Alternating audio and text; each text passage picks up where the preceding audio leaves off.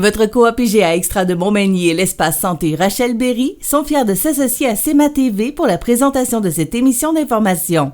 Toujours soucieuse d'être près de sa communauté, votre coopérative d'alimentation s'implique dans le mieux-être de ses 150 employés, à toujours satisfaire davantage ses 6275 sociétaires et à répondre en tout point à leurs besoins. Supportez les organismes de bienfaisance et les entreprises du milieu. Votre magasin coop IGA Extra de Montmagny, c'est tout ça et bien plus. Bonne émission!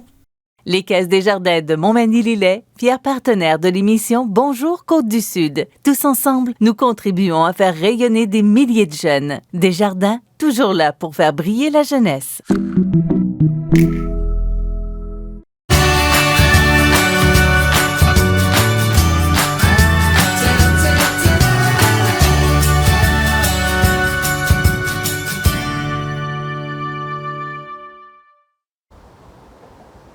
Bon mardi à vous. En ce 1er août, à CEMA TV en vacances, ça va retourner au mois de mai, alors qu'Hélène Caron était décorée de la médaille du lieutenant-gouverneur. Aussi, on va s'entretenir avec Jocelyn Landry, directeur général de la Bibliothèque de Montmagny, pour parler de la programmation estivale. Et Dominique Paquette, l'humoriste et comédien, était de passage à Montmagny ce printemps. On discute avec lui de son spectacle et de sa carrière également dans quelques instants à CEMA TV. Notre prochaine invitée, bien, vous la reconnaissez. Je pense qu'elle n'a plus besoin de présentation, mais je vais vous la présenter quand même. C'est la présidente du conseil d'administration de la Maison d'Hélène, mais aussi la fondatrice de la Maison d'Hélène. Effectivement. Hélène Caron, bonjour. Bonjour. Comment vas-tu? Mieux. Faut pas que je touche au petit micro. Je vais mieux. Je suis remise de mes émotions de notre... On parlera des émotions dans quelques instants parce que j'étais sur place. J'ai été à même de constater qu'il y avait beaucoup d'émotions. et on comprend pourquoi. Mais d'abord, ta santé, comment vas-tu? Bien, présentement, c'est stable. Je suis en hormonothérapie tous les mois encore. J'ai des tacos qui me suivent aux 3 mois. On espère que ça va durer parce qu'ils ont retrouvé ça, les hormones qu'ils pouvaient me donner. Mais il n'y a plus d'autre chose après parce qu'en 25 ans, j'ai tout passé ce qu'on pouvait au niveau du cancer du sein qui est admissible avec ce que moi j'ai. Là. Donc, on croise les doigts qu'ils vont trouver d'autres choses ou qu'il va y avoir un protocole de recherche ou je ne sais pas quoi. Justement, quand j'ai assisté à la remise de la médaille du lieutenant-gouverneur que tu as reçue la semaine dernière. Oui, le 12. Et là, j'ai fait un petit texte là-dessus pour pouvoir présenter un reportage là, sur l'événement. Et tu as eu le diagnostic en 97. Le 29 octobre 1997. Okay. Parce que vous pouvez voir sur le site Internet, là, Hélène raconte, un petit peu les débuts et pourquoi ce projet-là est arrivé. Ça fait presque 30 ans. Ça a fait 25 ans le 29 octobre. Oui. Ça va faire 30 ans en 2017. 2023, excuse-moi. Non, 25 ans. Ça vient de faire 25 ans le 29 octobre. C'est long. Et tu es encore là. Tu as fondé ta maison. Moi, je me souviens, lorsque on s'était rencontrés au tout début, parce que tu as parlé de tes débuts lorsque tu as reçu la médaille, avec 10 piastres dans tes poches. Et ça, pour ouvrir moi, je me souviens, tu m'avais parlé, Michel, j'aurais l'idée de fonder une maison pour soins palliatifs. J'avais dit, Hélène, t'es malade. J'étais très malade. Oui, à ce moment-là, tu étais malade. Dans tous les sens du mot, je pense.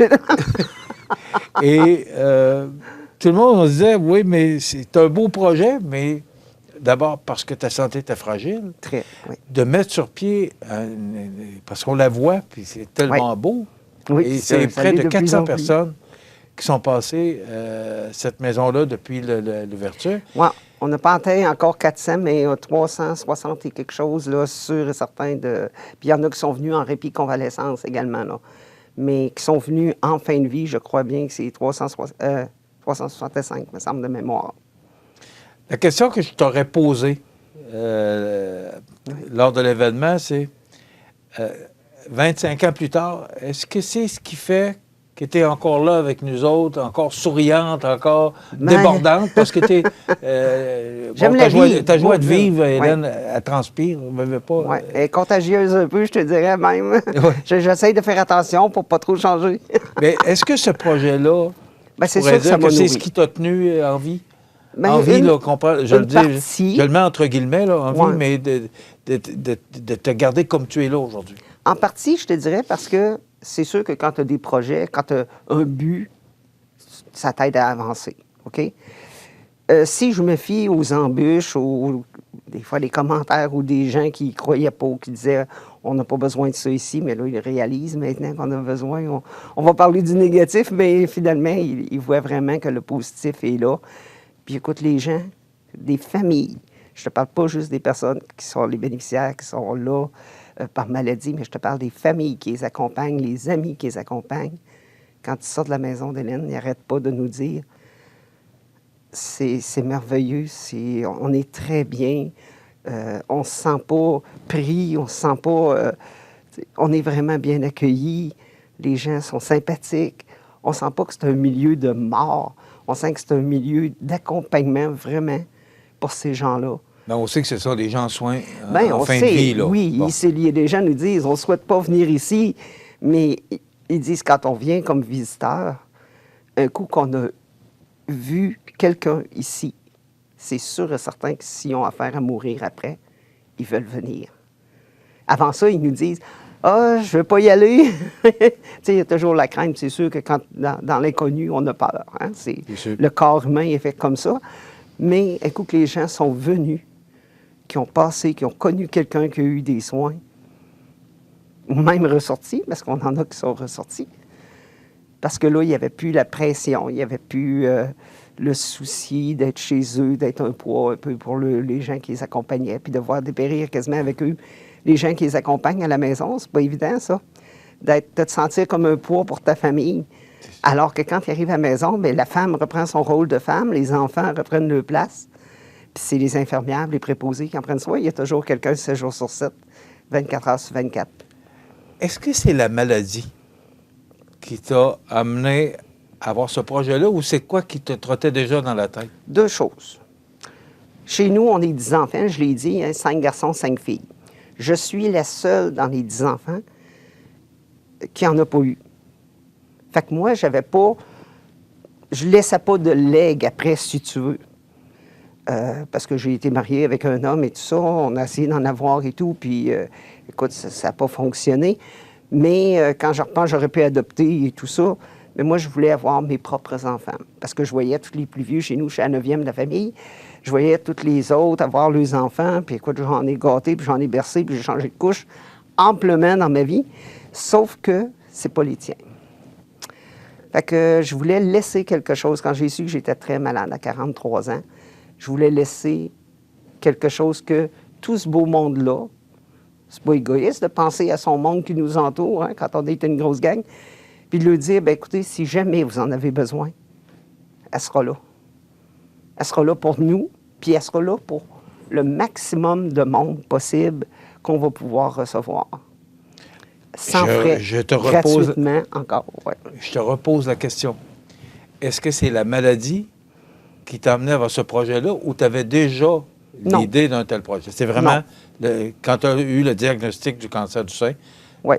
Je voulais laisser un leg parce que là, ma vie était supposément très écourtée parce qu'il me donnait plus ou moins 1 an et demi à 2 ans vivre.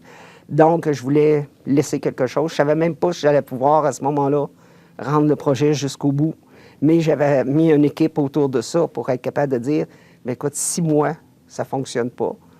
Mais il faut qu'il y ait quelqu'un qui continue, là, parce qu'on ne fait pas ça juste pour dire, se tape les bretelles, go est là, puis après ça, on ne fait plus rien, là. Il faut que la maison elle vive après, là. Fait qu'il faut la penser toujours d'avance à tout ça. Tu l'as raconté quand tu as parlé après la réception de la médaille, parce qu'Hélène a reçu la médaille du lieutenant-gouverneur du Québec la semaine dernière. Oui. Je vois qu'elle te passe vite, là, mais tu as commencé avec, et tu l'as mentionné, avec 10 piastres dans tes poches. À vrai dire, je n'étais même pas supposée de sortir ce 10 piastres-là. Je suis allée au palais de justice enregistrer. Quand je suis sortie du palais de justice qui se faisait là, à ce moment-là, je suis sortie de là, puis ils m'ont dit, il faut que vous alliez ouvrir un compte pour être capable de starter ça. Il fallait que j'aie un compte. J'ai traversé en face à la Banque Royale, où j'avais une amie qui travaillait là, puis j'ai ouvert simplement un compte au comptoir, puis elle me dit, bien, pour ouvrir un compte, il faut faire un dépôt. Mais ma sacoche était restée dans la voiture, entre les deux, entre le bureau de poste et la banque. Ben, j'ai dit, écoute, j'ai 10 ça fait-tu? Elle dit, oui. Elle dit, peu importe le don. Peu importe le don. Peu importe le dépôt. Montant, oui. C'est ça. Fait que ça a été le premier don de la maison. Bon, on sait tout ce que tu as fait pour amener cette maison-là. Tu as été reconnu pour tout ce que tu as fait. Et c'est mérité, je le dis. Et je le pense sincèrement. Cette journée-là, tous les bénévoles, en tout cas la majorité des bénévoles, il y avait des médecins qui étaient là pour assister à ce grand moment. On reçoit ça comment, Hélène? Bien, déjà, c'était spécial parce que pratiquement toute ma famille puis ma mère était là. Et mon père est décédé, oui. Mais ma mère, qui a 96 ans, était là. Puis ça, c'était... On ne savait pas de la journée avant si elle allait pouvoir. Elle a attendu de nous le dire le matin même. Même à la dernière minute, j'ai été un peu surprise de voir qu'elle arrivait. C'est sûr que quand tu as la chance d'avoir encore ta petite maman, puis qu'elle a 96 ans, moi, je viens d'en avoir 59, ça fait un show. Puis toute ma famille était là, sauf 2 de mes frères qui n'ont pas pu venir, puis une de mes belles-sœurs. Mais tout le monde était là. C'est sûr qu'on n'a pas pu inviter tous les neveux, les nièces, puis les petits-enfants, parce que j'ai 28 neveux et nièces, puis 47 arrières. Fait que c'est sûr que juste à eux autres, la salle aurait été une belle famille. Une belle famille. Une belle grosse famille. Mais par contre, c'est sûr qu'il y avait des employés de la maison, ceux qui ont pu venir. Il y avait quelques médecins aussi, on n'a pas pu venir toutes les 5, mais parce que les médecins, on sait ce que c'est. Il y avait beaucoup de bénévoles aussi qui étaient là avant pour le projet de la maison, pour faire des activités, puis qui sont là maintenant, qui ont suivi. Il y avait tous les gens qui m'entourent de près ou de loin, ou même des gens qui ont participé à ça. C'est sûr qu'on n'a pas pu inviter tout le monde des commerces et tout le kit, là, parce qu'on n'en aurait pas sorti, mais on était 60 il y avait 70 invitations, si je me souviens, puis de mémoire, il me semble qu'on était 63 sur place. On en a 2 qui ont été en contact avec la COVID, fait qu'ils n'ont pas pris de chance, ils ne sont pas venus pour protéger tout le monde. Là. Je te repose la question. Oui. Je t'ai pas répondu à quoi? Non. Comment on reçoit un tel honneur? Parce que c'est pas tout le monde. Tu me parlais de Bernadette Després. Oui, Bernadette. Qui a eu cet honneur-là. Oui. La médaille du lieutenant-gouverneur. Comment on reçoit cet honneur-là, Hélène? Bien, il faut que quelqu'un nous inscrive. Moi, je ne savais pas qui m'avait inscrit. Je l'ai su par après que c'était Annie. Je l'ai su une semaine et demie. Annie Pelletier, qui est la directrice générale. Elle a inscrit, puis lorsqu'elle a fait l'inscription, elle a su qu'elle pouvait inscrire aussi pour la maison, parce qu'ils peuvent donner soit conjointement ou à un organisme, puis elle trouvait que c'était un plus-value aussi pour la maison, vu que c'est le projet qui m'a amené à faire ça. Fait que c'est pour ça qu'on voit vraiment que ça a été remis à la maison d'Hélène et à Hélène Caron. Sur la plaque, là, qui est dans l'entrée, d'ailleurs, de la maison d'Hélène, si les gens veulent la voir. On l'a mis à l'accueil, juste avant l'accueil, vraiment à l'entrée. Fait que c'est ça. Mais comment est-ce qu'on la reçoit? C'est sûr que ça a été beaucoup, beaucoup d'émotions, dans mon cas, de voir tout ce monde-là qui était là. Puis une satisfaction du devoir accompli? Oui, je te dirais. Puis de savoir que maintenant, la maison est en bonne main, que la maison s'est bien tenue. C'est sûr, je suis partie, je fais du bénévolat, puis je m'amuse avec mon petit chien, puis je vais arroser les plantes, puis des choses comme ça. Puis là, j'ai commencé le tracteur hier à pelouse. J'aime ça, passer le gros tracteur à pelouse. Donc, ça, c'est des choses qui me font plaisir, mais je n'ai pas le souci, moi, à calculer au niveau des sous. Je suis au courant parce qu'en étant en étant la présidente du CA, c'est sûr que je suis au courant de tout ce qui se passe au niveau finances de la maison, mais je n'ai pas à m'occuper de tout ça. Fait que ça me permet de vivre. C'est Annie, qui est la directrice générale. Oui, puis avec l'équipe, avec le CA et avec tout ça, les décisions sont prises là. Puis ça va très, très bien, là. Fait que... Bon. Pourquoi il reste 2 minutes, Hélène. Oui. Connaissant Hélène Caron. Oui. C'est quoi après ça? Tu veux savoir si j'ai un autre projet? Ben oui. Le 3e lien, peut-être? Non, ça va être plus compliqué un peu, mais te connaissant, tu vas réussir. Mon beau-frère m'avait demandé ça m'avait tellement fait drôle. Il me dit tout de suite après la maison qui était ouverte, il dit le 3e lien, il dit, tu vas-tu t'en occuper? J'ai dit non. Non, je pense que présentement, c'est déjà, comme je te dis, de continuer à m'occuper, de voir à la maison pour mon plaisir.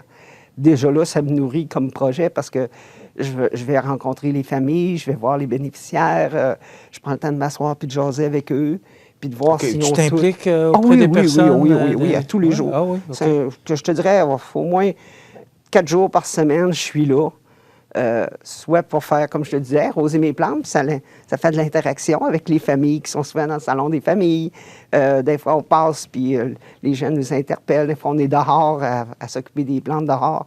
Bien, les gens sortent aussi dehors, plus à l'arrière de la maison, je te dirais, là, parce qu'on les a aménagés un beau coin. Donc, c'est sûr que je m'en occupe encore. Bon, tu disais au début d'entrevue que les gens disaient « on n'a pas besoin de ça ». Oui, est-ce qu'aujourd'hui, non, on n'entend plus ça. On réalise qu'il y avait un besoin pour ce genre de maison-là, de soins palliatifs? Énormément. Écoute, quand ils nous ont dit, quand ils ont su qu'on était, parce que les rapports annuels sortent et tout ça, quand les gens ont su qu'on avait au-dessus de 360 et quelques personnes qui avaient passé, en fait, ben voyons, on a 6 chambres. Ils ne sont pas toujours les 6 chambres pleines. Tu vois, à l'heure actuelle, quand je suis allé hier, ils attendent quelqu'un encore aujourd'hui. D'après moi, on va être 5 là, aujourd'hui, là, sur 6 chambres d'occupés. Mais ça rentre, ça sort. Des fois, c'est rapide, des fois, c'est plus long. Des fois, les gens vont rester un mois et demi, mais il y a d'autres fois que c'est à peine 24 heures. Mais ça, on ne le sait pas d'avance, c'est pas écrit. Là.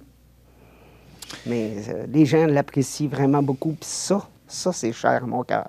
Ça, tous les jours que les gens disent « Hélène, c'est super d'avoir ça ici, puis d'avoir construit ça, puis les efforts que tu as faits, ça, c'est ma récompense. » Puis la médaille, bien, est à la maison d'Hélène, puis je suis bien heureuse de partager avec elle, parce qu'au fond, c'est tous les gens qui sont là maintenant qui font que cette maison-là est ce qu'elle est, puis est appréciée. Et 103 000 récoltés au Radiodon récemment. Alors, ça démontre à quel point la population a pris la maison. A pris sa maison. Je pense que tu as une bonne expression. Oui, parce qu'il y a 7 ans, la première, je me souviens de mémoire, si c'est ça, c'était 13 ou 15 000 qu'on avait fait. La première édition du Radiodon. On est rendu à 100 000 après 7 ans. C'est génial, là. Ça n'a pas de bon sens.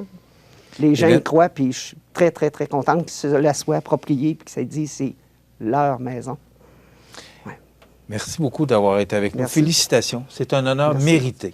Bien, tu es bien gentil. Et on va te souhaiter la meilleure des santé. Oui, ça... de toute façon, on va se revoir. Là, ça, j'en prendrai. Oui. On va te recevoir à nouveau pour d'autres événements là, que tu viendras nous parler. Mais Hélène a reçu la médaille du lieutenant-gouverneur du Québec la semaine dernière, qui s'est déplacé, qui est venu lui remettre en personne. Et ça, c'était mérité. Oui. Félicitations, parce que tu l'as mérité. Merci beaucoup. Là, c'est pas de la brique, alors ça veut dire que chaque bardeau de Connexel qu'il y a là, ben, tu l'as monté planche par planche. Et c'est tout à ton honneur. Avec l'aide de plein de monde. Ton honneur a été reconnu. Oui, ça fait du bien. Ça fait, comme je disais, un petit baume. Oui, sur tous les bobos, des fois, ça l'aide à continuer. Merci beaucoup, Michel. Je te souhaite de la santé. Merci bien. À toi de même. Merci d'avoir été avec nous. Plaisir. Hélène Caron, qui est présidente du conseil d'administration de la Maison d'Hélène, mais tout le monde le sait, on l'appelle la Maison d'Hélène parce que c'est la Maison d'Hélène. C'est Hélène. Merci Hélène. On s'arrête. La bibliothèque de Montmagny est un véritable oasis en plein centre-ville. Jocelyn Landry, directeur général de la bibliothèque, nous donne plus de détails sur la programmation estivale. Le Festival rétro de Cap-Saint-Ignace est de retour pour une 13e édition les 11, 12 et 13 août prochains au Parc Optimiste. Plusieurs groupes de musique rétro seront sur place pour vous rappeler les plus beaux souvenirs. Exposition et parade de voitures antiques, méchoui le samedi soir, brunch le dimanche matin, emplacement pour roulotte. Tout a été pensé pour vous faire passer de bons moments au Festival rétro de Cap-Saint-Ignace au profit de l'organisme Marchand de Bonheur, levée de fonds pour les enfants malades. On vous attend. Votre Canadien Tire Montmagny vous offre un inventaire complet pour votre magasinage. De plus, retrouvez un immense choix de produits pour votre animal de compagnie. Votre Canadien Tire à Montmagny, la place par excellence pour magasiner à Montmagny.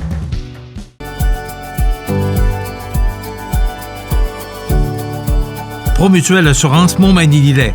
21 000 membres, 3 bureaux, 50 emplois chez nous. 418-248-7940. La la la la la la la!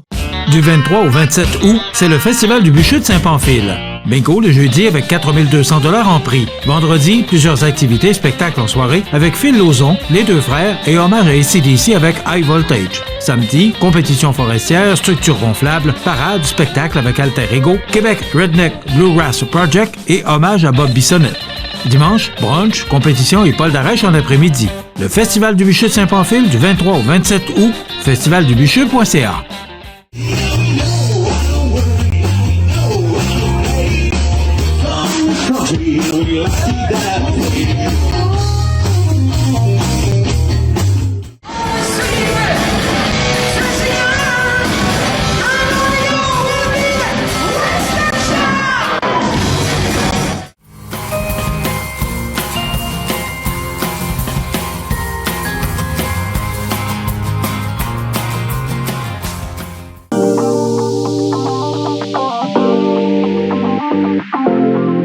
Fringues et Futé, la destination incontournable pour découvrir nos designers québécois. Plus de 50 marques en boutique. fringuesfuté.com.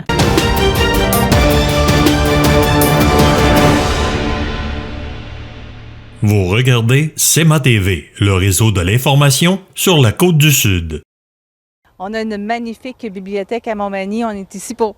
on peut la regarder, bien sûr, mais on est ici pour parler de ce qui se passe pendant la période d'été. Bonjour, Jocelyn Landry. Bonjour. Alors, directeur général de la bibliothèque ici, bien sûr. Et l'été, pour moi, ça va avec un livre.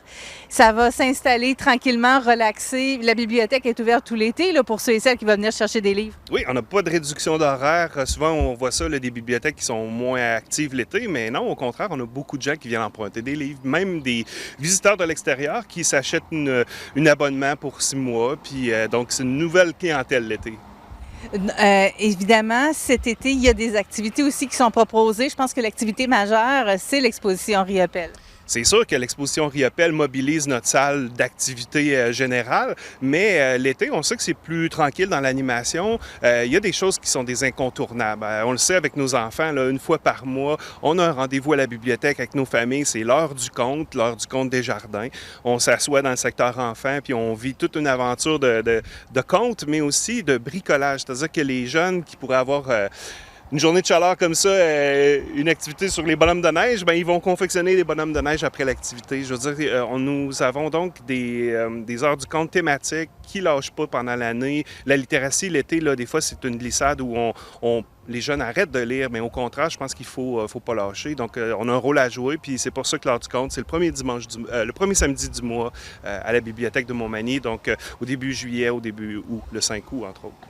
Jocelyn aussi, je pense que la famille peut venir parce qu'il y a un espace là, pour les jeunes. Donc, on peut venir passer quelques heures ici puis regarder les livres aussi en famille. D'ailleurs, c'est ce que j'observe depuis qu'on a commencé l'exposition Riopelle. Les gens demeurent dans le lieu et l'habitent. Donc, les touristes de passage vont s'asseoir volontiers sur des fauteuils dans des petits salons qu'on a dans le secteur enfant ou dans le parc ici à l'extérieur. Puis, on voit vraiment que les gens utilisent la bibliothèque comme le salon de la ville de Montmagny. Là. Donc, c'est une belle occasion de venir redécouvrir la bibliothèque et d'y trouver aussi un îlot de fraîcheur. C'est-à-dire que la bibliothèque, c'est comme l'hiver, un refuge quand il fait trop froid. Bien, à ce temps-ci de l'année, c'est l'endroit idéal si vous avez trop chaud, de venir vous décoller un peu, de venir vous installer à la bibliothèque.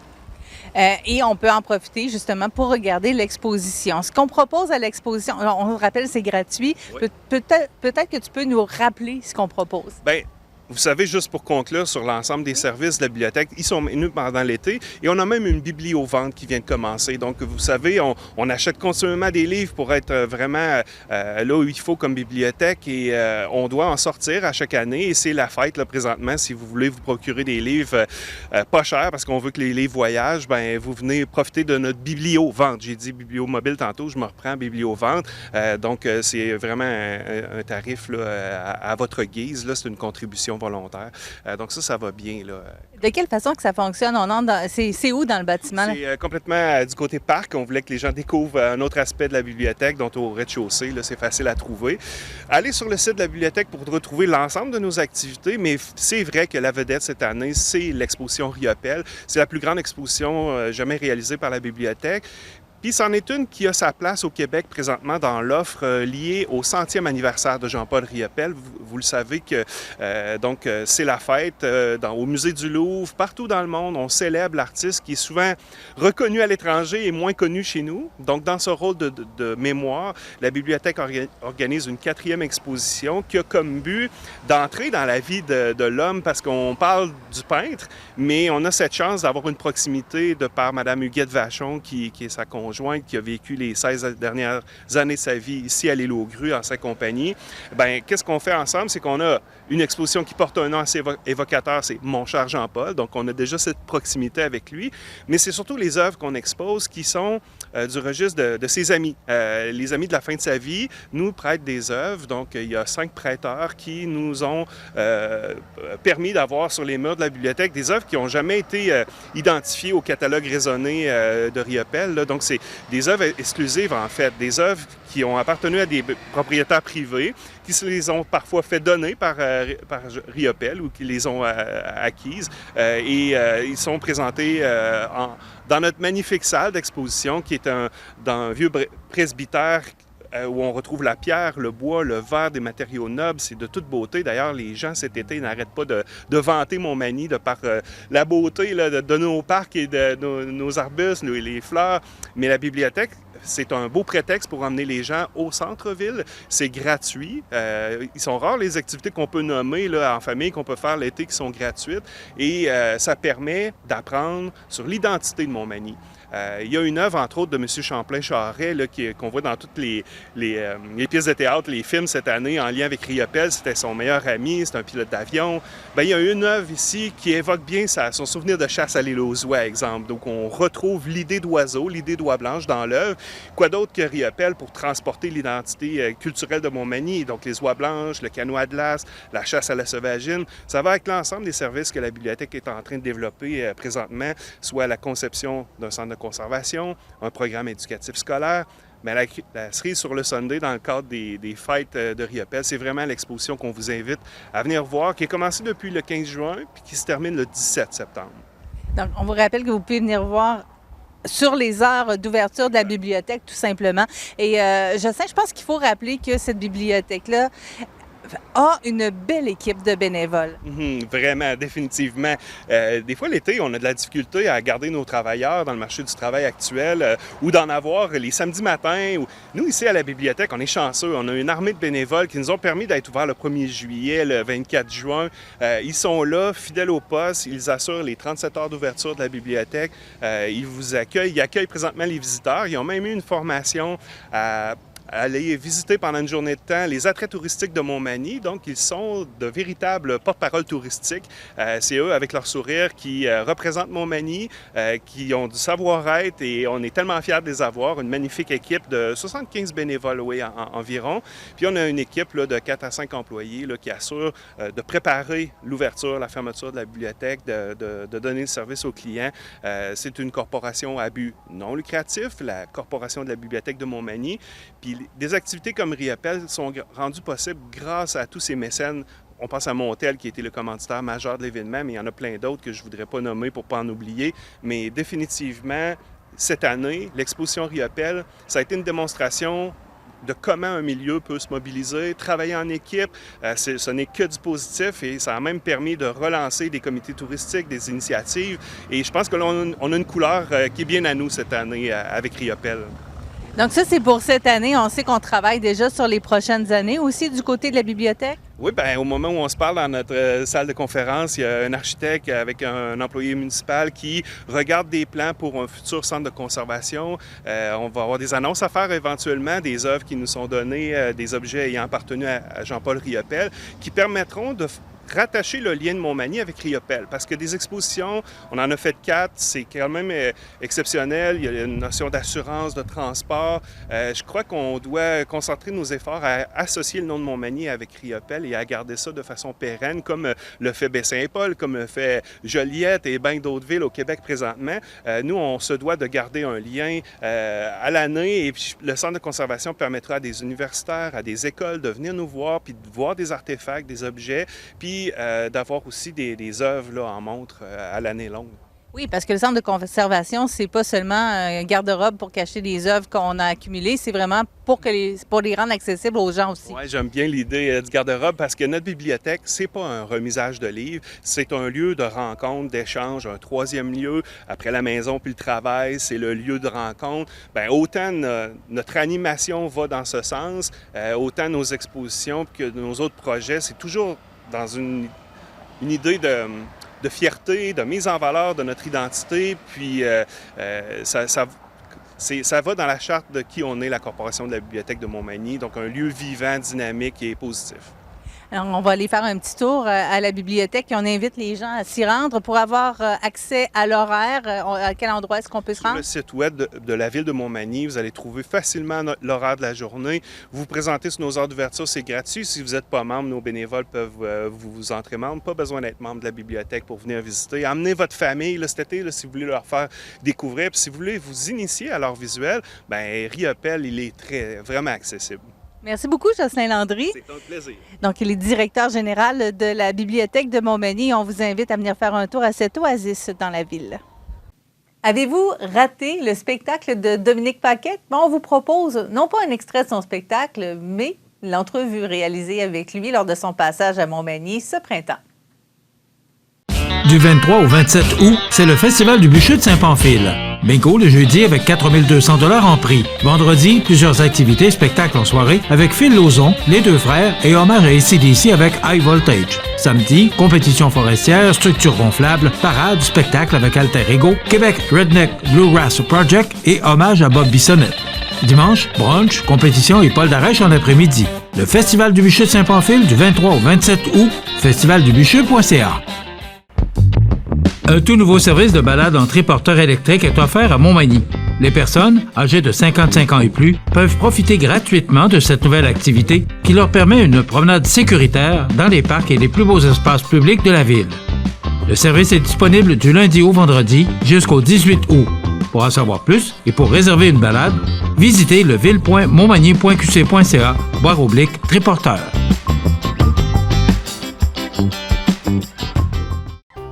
Santé, beauté, photo. Votre Jean Coutu de Montmagny, c'est tout ça et encore bien plus. Jean Thibault et toute son équipe du Jean Coutu de Montmagny sont fiers de s'associer à CMA TV dans la présentation de la pouponnière et profitent de l'occasion pour féliciter les heureux parents. Desjardins et ses membres sont toujours là pour faire briller la jeunesse. Les jeunes ont des rêves, des ambitions, des projets et les caisses Desjardins de Montmagny-Lillet sont fiers de les soutenir et de les faire rayonner. Desjardins, toujours là pour faire briller la jeunesse. Le Festival rétro de Cap-Saint-Ignace est de retour pour une 13e édition les 11, 12 et 13 août prochains au Parc Optimiste. Plusieurs groupes de musique rétro seront sur place pour vous rappeler les plus beaux souvenirs. Exposition et parade de voitures antiques, méchoui le samedi soir, brunch le dimanche matin, emplacement pour roulotte. Tout a été pensé pour vous faire passer de bons moments au Festival rétro de Cap-Saint-Ignace au profit de l'organisme Marchand de Bonheur, levée de fonds pour les enfants malades. On vous attend. Votre magasin Coop, c'est un large éventail de fruits et légumes, des gâteaux personnalisés, des mets cuisinés préparés sur place, des bouchées à votre service, des charcuteries et des fromages, des poissons frais à tous les jours, des produits locaux, sans oublier le comptoir Yuzu Sushi Express et les nouvelles caisses libre-service. Un large inventaire de bières de microbrasserie, une fraîcheur garantie à chacune de vos visites. Venez vivre la différence. Achetez local à votre magasin Coop IGA Extra de Montmagny.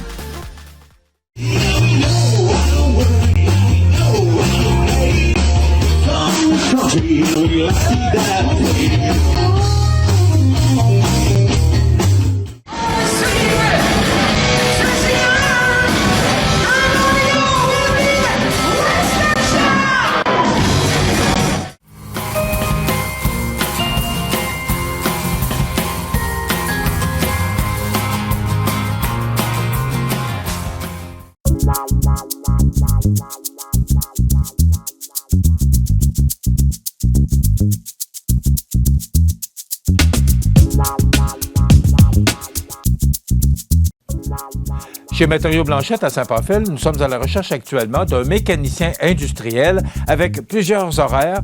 On vous invite à trouver votre place dans une entreprise durable qu'est Matériaux Blanchette. Avec ou sans CV, on veut vous parler. Alors, vous pouvez nous contacter au 88 356 33 44 au poste 543 ou encore faire parvenir votre CV à rh.pamphile@matériauxblanchette.ca. Mécanicien industriel avec plusieurs horaires, c'est ce qu'on recherche chez Matériaux Blanchette à Saint-Pamphile.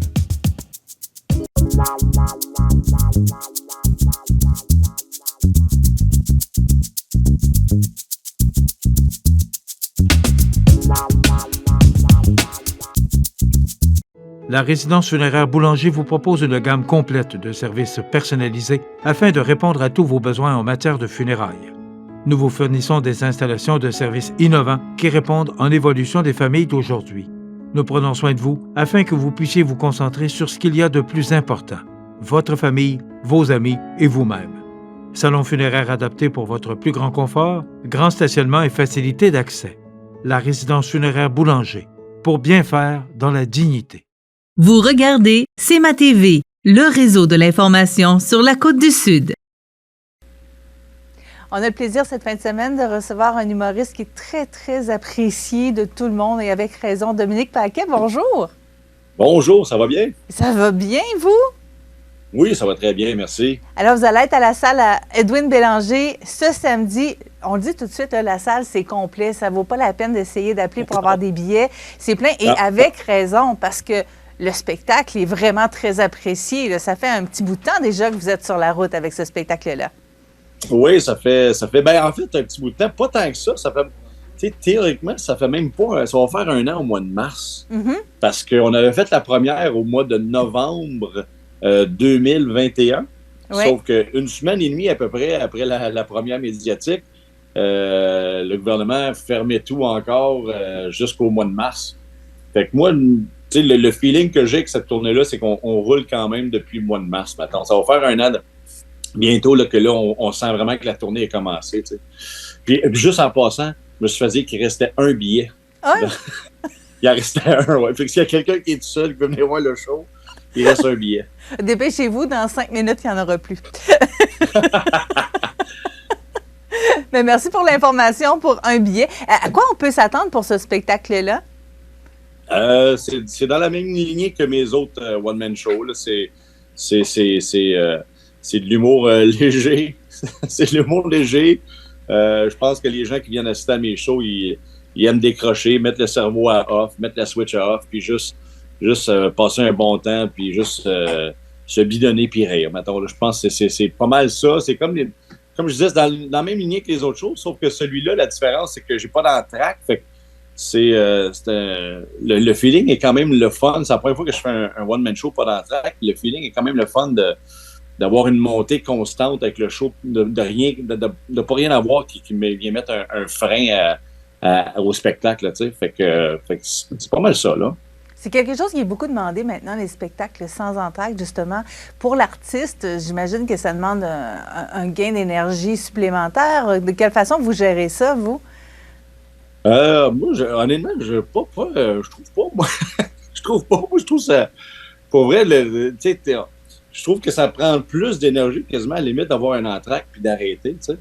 Parce que on dirait que tu t'arrêtes pendant 15-20 minutes, là, tu repartes la machine un peu, tandis que là, c'est d'une traite, on continue. Puis je pense que le public l'apprécie aussi. De un, le show finit un petit peu plus tôt parce que t'as pas le 20-25 minutes d'entracte là, qui allonge le show. Puis fait que c'est surtout en plus des fois des shows des soirs de semaine. Là. Les gens sont contents quand même de gagner une petite demi-heure comme ça là, pour aller se coucher plus de bonne heure pour le travail le lendemain. Fait que tout ça mis ensemble, non. Puis comme je disais, moi, l'entracte, moi, ça me dérangeait pas tant que ça, mais de le faire là, pas d'entracte, je pense que les prochains, ils n'auront pas d'entracte aussi. Là. OK, vous y avez pris goût. Ouais, c'est ça. J'ai goûté, puis j'aime bien. Je veux qu'on prenne le temps un peu de parler aussi de votre carrière à la télévision, parce que ça va bien de ce côté-là aussi. Oui. Je peux pas... je peux pas chialer. Honnêtement, puis pendant la pandémie, c'est la télé, dans le fond, la télé puis la radio qui m'a réussi qui a réussi à me faire vivre quand même pendant ces moments-là, parce que quand les salles étaient fermées, honnêtement, si j'avais juste eu les spectacles scènes, ça aurait été un peu l'enfer, là, tu sais. Mm-hmm. C'est sûr que c'est pas facile pour les artistes. On l'a entendu beaucoup, ce commentaire-là, et c'est normal aussi. Pas de spectacle pour vous. Vous êtes coupé d'une grosse source de revenus. Heureusement pour vous et pour nous aussi, on peut vous entendre à la radio de Radio-Canada, entre autres, à chaque matin, les fins de semaine. J'imagine que c'est amusant de faire ce show-là là, de radio. Oui, oui. Puis c'est l'idéal dans dans le style d'horaire que j'ai présentement, de faire de la radio au quotidien, moi, ça serait trop demandant, puis ça m'empêcherait de faire trop de choses, je trouve, tandis que là, la façon qu'on tourne à la semaine prochaine, on arrive le jeudi, les textes sont déjà écrits, on travaille un peu dedans, évidemment, quand on fait la lecture, mais l'essence du texte est déjà écrit par les scripteurs, fait que il n'y a pas de charge de travail de ce côté-là d'écriture, puis il reste juste à relire les textes, les pratiquer un petit peu, puis les jouer devant le public. Fait que, c'est comme un spectacle en même temps. C'est pour ça que j'aime bien ça. C'est pas juste de la radio, c'est un mix radio, spectacle. Puis en plus, cette émission-là, ça me permet de faire des choses que je fais pas vraiment ailleurs sur la scène ou à la télé. Ça me permet de faire des petites imitations ou des personnages que je pourrais pas faire ailleurs. Fait que c'est pour ça que ça vient chercher un petit côté de choses que j'aime faire que je pourrais pas faire ailleurs. Là, à quel moment vous avez découvert votre talent d'imitateur? Yeah boy! Ben moi, je me considère pas comme un imitateur. Moi, je suis capable d'imiter un petit peu, mais j'ai pas le talent d'un Pierre Verville qui peut entendre des voix puis facilement les travailler puis trouver facilement quelque chose, une genre de béquille chez quelqu'un pour réussir à l'imiter. Moi, ça vient plus instinctivement dans le sens que je vais entendre une voix à la radio, je vais entendre une voix à la télé, puis tout ça, puis c'est juste un déclic de « Ah, je pense que je suis capable de la faire, celle-là. » C'est pas une question de travailler des imitations, c'est vraiment plus une question de « Faut que j'aille un déclic. » Sinon, parce qu'à la radio, je fais un petit peu d'imitation, mais il y a beaucoup de mes personnages que c'est des personnages inventés complètement, là, qui... Moi, j'amène le côté folie un peu dans le show de radio avec Pierre Verville qui fait plus le côté politique, puis Michel Deslauriers aussi qui a beaucoup de personnages politiques aussi. Moi, je suis le gars qui amène un peu la folie dans le show, là, t'sais. À notre grand bonheur. Oui, j'espère. On aime beaucoup. On aime beaucoup aussi la Maison Bleue. Est-ce que ça va revenir? Non, ben en fait, je ne sais même plus, ils sont rendus où à la télé. C'est la saison 2 qui a passé à Radio-Can, ici première? Je ne sais même plus, honnêtement, mais je sais qu'on a fait 3 saisons. Ça finit là. La 3e saison, c'était la finale. Quand on arrivait à la fin, c'était vraiment la finale. Fait qu'il n'y aura pas d'autres saisons, mais c'était bien fun à faire. Par exemple, travailler avec Guy Nadon, c'est comme... je pensais pas réaliser ça un jour. Là, travailler avec Guy Nadon, c'est comme... C'est un autre monde, là, c'est vraiment hot. Puis, c'est une bonne personne, il était comique fois 1 million. Là, le gars, il peut jouer du dramatique autant que jouer du comique à perfection. Là, fait que c'était bien le fun, mais malheureusement, ça ne reviendra pas. Mais c'était le fun de travailler avec Ricardo Trogi aussi, qui est un réalisateur de feu. Là, fait que, c'est une belle expérience aussi. Pour le moment, il va falloir aller attendre, dans le fond, pour voir Dominique Paquet si vous n'avez pas déjà vos billets. Ouais. Je rappelle qu'il est de passage ce samedi du côté de la salle Édouine Bélanger à Montmagny. Et on a su qu'il y avait une supplémentaire en 2024. Vous me disiez c'est le 24 mars 2024. Ouais. Les billets ne sont pas encore disponibles. Ah, il faut mettre un frein. Mais je suis sûre que toute personne qui va sortir du spectacle le samedi pourra vous dire que ça vaut la peine, il faut y aller. Merci beaucoup, Dominique Paquet, d'avoir passé ce temps avec nous ce matin. Ça m'a fait plaisir. Merci à vous autres. Et bonne tournée. Salut. Merci, salut. Vous regardez C'est ma TV, le réseau de l'information sur la Côte-du-Sud. Notre prochain invité aujourd'hui, c'est Simon Lebrec, qui est directeur général de l'instructeur-chef du club l'Everest de la Ligue de hockey junior 3A du Québec. Salut, mon ami Simon. Bon matin. Simon, tu as été très actif. Si je me fie aux notes que j'ai, là, ça a bougé en fin de semaine. Oui. Qu'est-ce qui fait que ça a autant bougé, là? Parce que il y a eu des départs, on sait, parce que les jeunes, il y a un âge où on doit quitter le club, là. Donc ça, il y avait des postes à combler. Oui, il y avait des postes à combler. Surtout devant le filet, on voulait aller chercher de la profondeur. Au niveau de notre offensive aussi, on perdait beaucoup de joueurs de 20 ans également. Et puis c'est sûr que l'année passée, on n'est pas satisfait de comment ça s'est terminé. On veut vraiment donner là, un coup de barre pour que les prochaines années là, soient on soit une équipe là, vraiment compétitive. Puis qu'on se rapproche là, des équipes là, qui, chaque année, sont proches d'un championnat. Puis on veut vraiment là, donner aux gens de Montmagny une équipe là, compétitive là, sur quelques années, puis faire une belle route en série, là, ce qu'on n'a pas eu depuis l'existence de l'Everest. Puis c'est à ça qu'on pense présentement, c'est de vraiment faire une route en série, être compétitif, puis donner ça aux gens de Montmagny. Avant de parler des joueurs qu'on a repêchés, c'était quoi l'objectif, là? Bon, tu le dis, il y avait...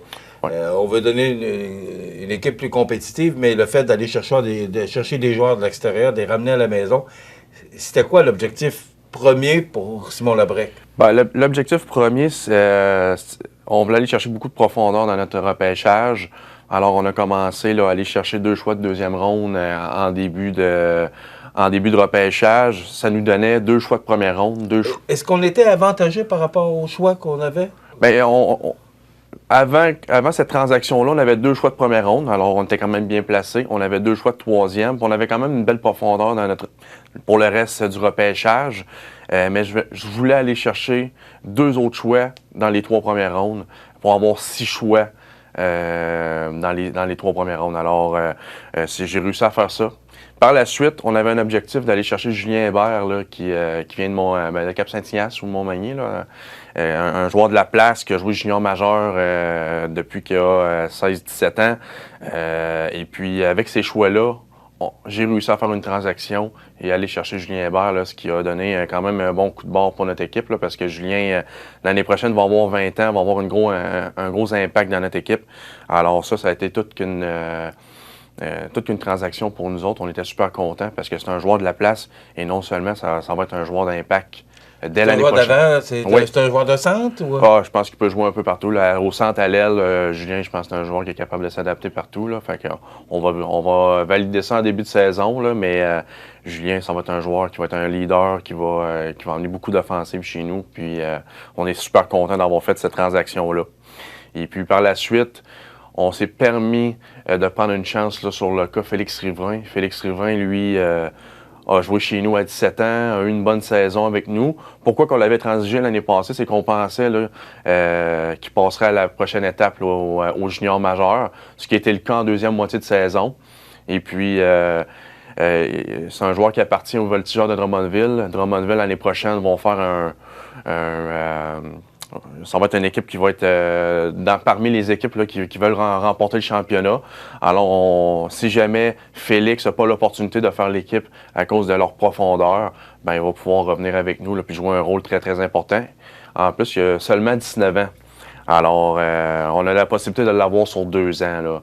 Alors, ça fera en sorte que notre top 6, là, si on veut, nos 2 premiers trios, pourraient avoir beaucoup de punch là, à l'attaque. Bon, OK. C'était la question. C'est que là, il appartient au Voltigeurs, mais oui.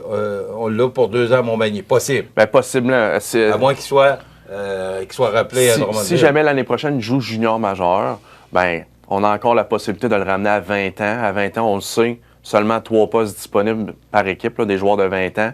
Alors, ça devient compliqué. Alors, si jamais il ne peut pas se permettre un poste dans le junior majeur, bon, on pourrait le reprendre à 20 ans, puis Félix sera un joueur dominant pour nous autres. OK. Comme premier choix en 2023, l'Everest a repêché le gardien de but des Patriotes du Cégep Saint-Laurent, Alexandre Lausier. Oui. Qu'est-ce que ça signifie pour le club? Signifie qu'on va avoir un gardien là, que je crois garder les buts 2 ans au niveau midget 3 au séminaire Saint-François. C'est un joueur qui est natif de Trois-Pistoles, alors connaît quand même bien la région. C'est un joueur qui voulait venir jouer à Montmagny. Lui, l'année passée, il a joué midget 3 là, 2 ans. L'année passée, il s'est fait couper là, dans les derniers joueurs de Shawinigan, les Cataractes de Shawinigan. Puis, à la dernière minute, a été collégial avec les Patriotes de Saint-Laurent, mais il n'a pas joué beaucoup de matchs à cause qu'il est arrivé un petit peu en retard là, dans l'équipe. Fait que l'année prochaine, on va lui permettre là, de se battre pour un poste important chez nous. Là. Fait que, on est super content de l'avoir. William Arsenault? William Arsenault, c'est un joueur de l'Abitibi. A signé avec le Phoenix de Sherbrooke. Va se battre pour un poste junior majeur. Mais si jamais ce joueur-là ne fait pas l'équipe au niveau junior majeur, ça va être un joueur qui va être ultra important là, pour notre équipe. C'est un joueur qui a progressé tout au long de l'année avec son équipe. Il a eu des séries incroyables. Là. En série, souvent, ça compte. Puis lui a élevé son jeu d'un cran, a marqué plusieurs buts importants pour son équipe. Là. Puis c'est un joueur qui veut venir jouer à Montmagny, là, à l'autre bout du Québec. Lui, il veut venir jouer chez nous. Alors, ça va être, ça serait toute qu'une acquisition pour nous autres. Est-ce que l'équipe est complète? Ou s'il y a encore des transactions? Ça va être, je crois que ça va être tranquille là, pour le reste, à moins là, peut-être là, d'une opportunité. Mais demain matin, la saison commence, on serait prêt. Là. À toutes les positions, on a de la profondeur. On est vraiment content de ça. Bon, ça va changer quoi pour la prochaine saison? Avec les nouveaux joueurs qui arrivent. Puis moi, je suis content de voir qu'il y a des gens de la place, des joueurs de Montmagny qui s'en viennent, comme Julien Hébert. Là. Moi, je trouve que c'est une très belle acquisition. On a Julien Hébert, on a Hugo Tanguay également qui vient de Notre-Dame-du-Rosaire, qu'on amène avec nous autres l'année prochaine. On a d'autres joueurs là, qu'on ne veut pas parler présentement, mais qu'on va réussir à convaincre de venir jouer chez nous, qui viennent de la région. Fait que si on est content. On est allé piger à l'extérieur également parce que, veut pas, pour combler nos besoins. Si on n'est pas capable de les combler dans la région, on n'a comme pas le choix de sortir. Mais qu'est-ce qui est le fun là-dedans, c'est qu'on a des joueurs de l'extérieur qui connaissent pas vraiment Montmagny, mais qui sont vraiment intéressés de venir jouer chez nous. Fait que on fait découvrir à certains joueurs la région. Puis des fois, ces joueurs-là peuvent faire un bout de parcours ici. Si jamais ils sont une petite blonde ou qu'on continue l'école ici, ben ils peuvent rester dans la région là, dans les prochaines années. Mais pour revenir à l'équipe, on va avoir une équipe avec énormément de profondeur. On est vraiment positif pour la prochaine saison. Autant devant le filet, à la défensive, on a plusieurs retours. Là. On a Tristan Laflamme, Émile Côté qui reviennent à 20 ans, Timothy Saint-Pierre, 19 ans. On a Nicolas Lamontagne qui revient pour une deuxième saison. Elliott Chaput qui a joué 2 années, midget 3 à Lévis. Fait qu'on a beaucoup de profondeur à la défense. Et puis à l'attaque, on a Julien Hébert, Elliott Lavoie qui a joué avec les Remparts de Québec l'année passée, qui va revenir à 20 ans chez nous. Qui va ramener beaucoup de leadership. On est allé chercher une coupe la Coupe Gilles Courteau, la Coupe Memorial. Alors, on va emmener beaucoup de leadership. Et puis, on a énormément de profondeur à l'attaque. Là. Alors, si jamais Félix Rivin vient pas là, chez nous l'année prochaine parce qu'il joue junior majeur, bien, c'est pas grave. On a beaucoup d'options. Il y a de la relève. Beaucoup d'options, puis c'est ça qu'on voulait. On voulait avoir énormément de profondeur pour, si jamais on a des joueurs qui font le junior majeur, bien, on va avoir une bonne équipe quand même. Là. Simon, on va te recevoir à nouveau là, avant que la saison commence pour voir quand le club sera complété. Mais je tiens à rappeler que les billets de saison sont en prévente au coût de 250 $. Cette année, on peut s'attendre qu'on va avoir une bonne équipe. En tout cas, moi, si j'entends l'instructeur-chef, on va le gâter avec l'Everest cette année. Bon, on travaille fort pour amener une équipe compétitive, puis on veut vraiment se rapprocher là, des équipes là, qui, à chaque année, veulent gagner le championnat. Puis on veut faire partie de ces équipes-là dans les prochaines années. C'est vraiment l'objectif de notre organisation. Simon Labrec, directeur général et entraîneur-chef du club l'Everest, tiens-nous au courant des changements. Merci beaucoup. OK.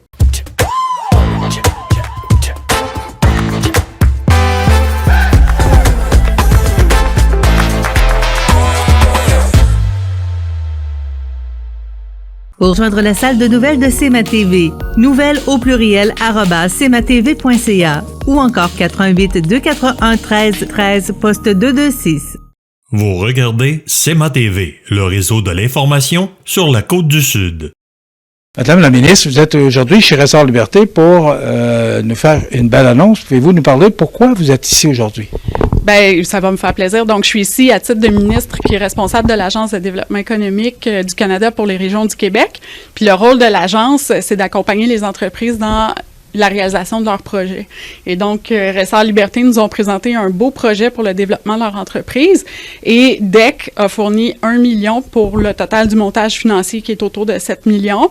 Alors, DEC fournit 1 million pour les aider à compléter leur montage financier. Avec des bonnes conditions de prêt.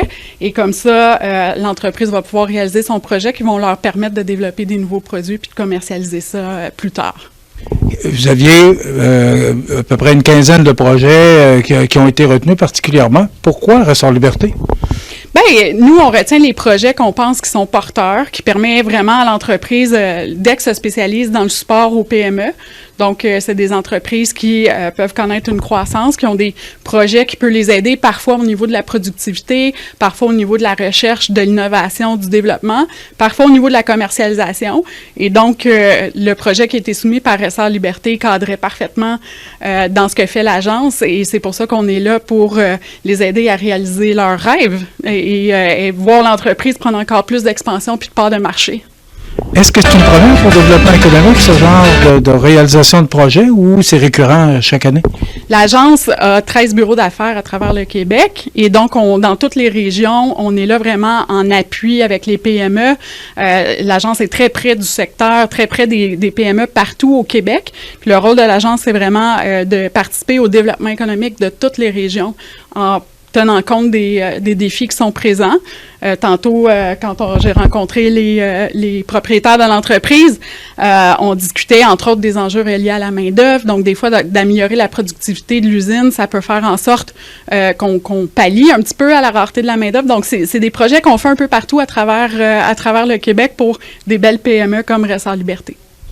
Vous êtes plus particulièrement du côté d'Ottawa que du côté de l'Est du Québec. Qu'est-ce que vous retenez de vos visites?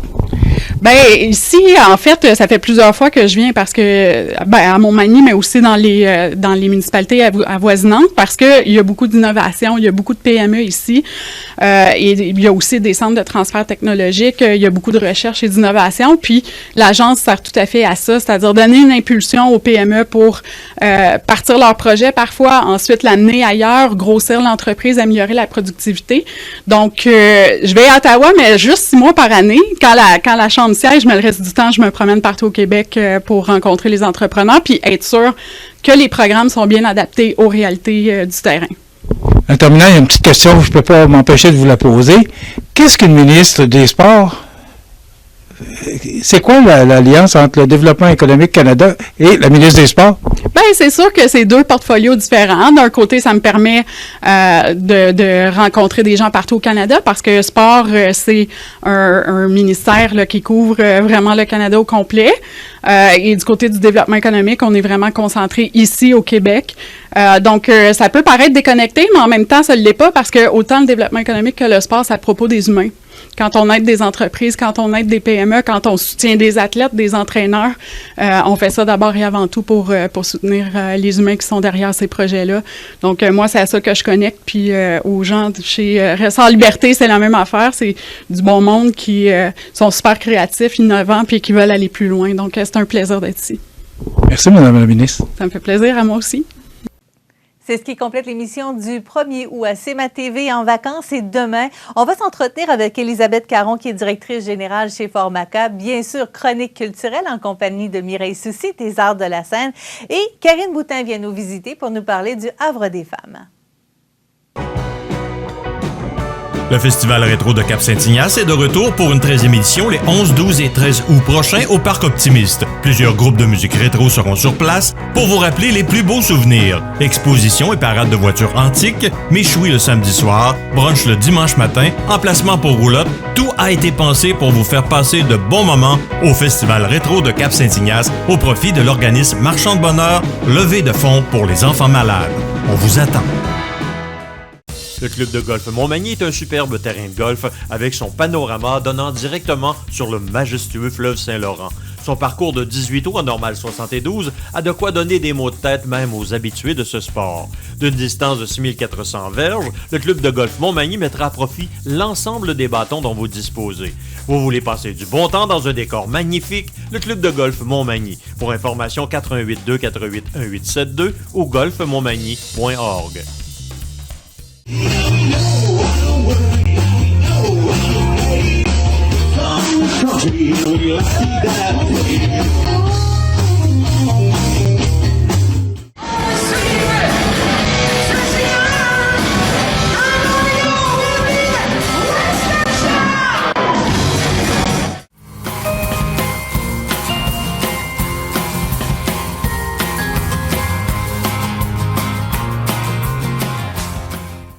Du 23 au 27 août, c'est le Festival du bûcher de Saint-Pamphile.